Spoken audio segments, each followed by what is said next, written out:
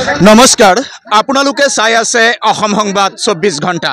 আজি আমি অসম সংবাদ 24 ঘণ্টায় আহি উপস্থিত হৈছোঁ ঢেকিয়াজুলি চাহ বাগিচাৰ মুণ্ডা লাইনত। আৰু ঢেকিয়াজুলি চাহ বাগিচাৰ মুণ্ডা লাইনত অৰ্থাৎ অসমমালা পথত খন্তেক সময় পূৰ্বে সংঘটিত হৈছে এক ভয়ংকৰ পথ দুৰ্ঘটনা। বাহন নিয়ন্ত্ৰণ হেৰুৱাই ইয়াত পথৰ মাজতে বাগৰি পৰে চাপাত কঢ়িয়াই অনা বাহন আৰু তাৰ ফলত আঘাতপ্ৰাপ্ত হৈছে এগৰাকী লোক। আৰু ইতিমধ্যে বাহনখনত থকা এগৰাকী লোক গুৰুতৰভাৱে আঘাতপ্ৰাপ্ত হৈছে। এই আঘাতপ্ৰাপ্ত লোকজনক উদ্ধাৰ কৰি ইতিমধ্যে চিকিৎসালয়লৈ প্ৰেৰণ কৰিছে ঢেকিয়াজুলি যান বাহন আৰক্ষীয়ে। আৰু ইয়াতে আছে স্থানীয় লোক, আমি তেখেতলোকৰ পৰা এই কথা জনাৰ চেষ্টা কৰিম।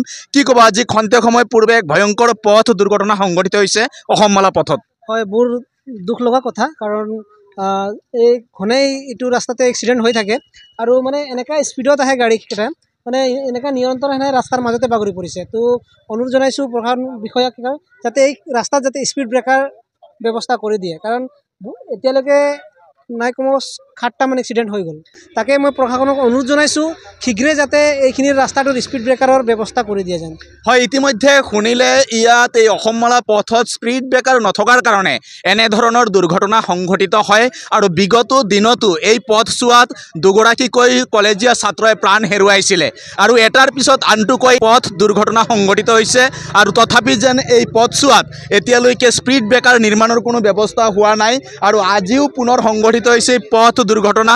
চাপাত কঢ়িয়াই অনা বাহন দুৰ্ঘটনাত পতিত হৈছে আৰু ফলত আঘাতপ্ৰাপ্ত হৈছে এগৰাকী যুৱক। অসমমালা পথত প্ৰায়ে সংঘটিত হয় এনেধৰণৰ পথ দুৰ্ঘটনা। তাৰ পিছতো যেন ইয়াত কোনো ধৰণৰ যি গতিৰোধক ব্যৱস্থা হৈ নুঠিল।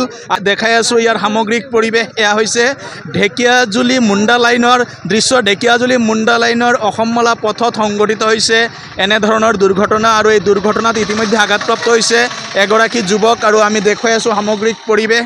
আৰু ইয়াতে যান বাহন আৰক্ষী ইতিমধ্যে আহি উপস্থিত হৈছে আৰু যান বাহন আৰক্ষীয়ে আঘাতপ্ৰাপ্ত যুৱকজনক উদ্ধাৰ কৰি চিকিৎসালয়লৈ প্ৰেৰণ কৰিছে। আৰু ইয়াত যান বাহন আৰক্ষী বিষয়া চণ্ডীৰাম নাথু ইয়াত উপস্থিত আছে, ঢেকিয়াজুলি যান বাহন আৰক্ষী বিষয়া। আমি তেখেতৰ পৰাও এই চেগতে কিছু কথা জনাৰ চেষ্টা কৰিম। আজি যিহেতু এই দুৰ্ঘটনা সংঘটিত হৈছে আৰু এই দুৰ্ঘটনাৰ ফলত ইতিমধ্যে গুৰুতৰভাৱে আঘাতপ্ৰাপ্ত হৈছে এগৰাকী যুৱক। আৰু এই বিষয়ে ঢেকিয়াজুলি আৰক্ষী থানাৰ যান বাহন আৰক্ষী বিষয়াৰ পৰা আমি কথাখিনি জনাৰ চেষ্টা কৰিম। ছাৰ, দেখা গৈছে খন্তেক সময় পূৰ্বে এক ভয়ংকৰ দুৰ্ঘটনা ইয়াত হ'ল, কি ক'ব এই ক্ষেত্ৰত? হয়, কেঁচা চাহপাত লৈ অহা গাড়ী এখন আছামমালা ৰোডত চিঙৰি আৰু ঢেকিয়াজুলিৰ মাজত নিয়ন্ত্ৰণ হেৰুৱাই পথৰ ওপৰতে পৰি যায় আৰু তাৰ ফলত গাড়ীত থকা এজন লোক গুৰুতৰভাৱে জখমপ্ৰাপ্ত হয়। আৰু আমি লগে লগে ঢেকিয়াজুলি CHCলৈ ডাক্তৰী চিকিৎসা আৰু পৰীক্ষাৰ কাৰণে প্ৰেৰণ কৰিছোঁ। এই যুৱকজন আচলতে এই বাহনখনতে আছিল নেকি? বাহনখনতে আছিলে।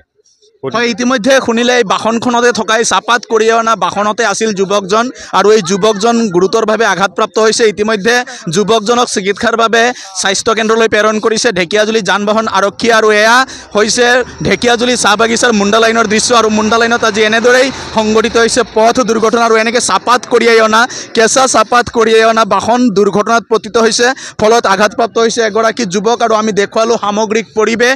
এই পথছোৱাত এটাৰ পিছত এটাকৈ দুৰ্ঘটনা সংঘটিত হৈছে।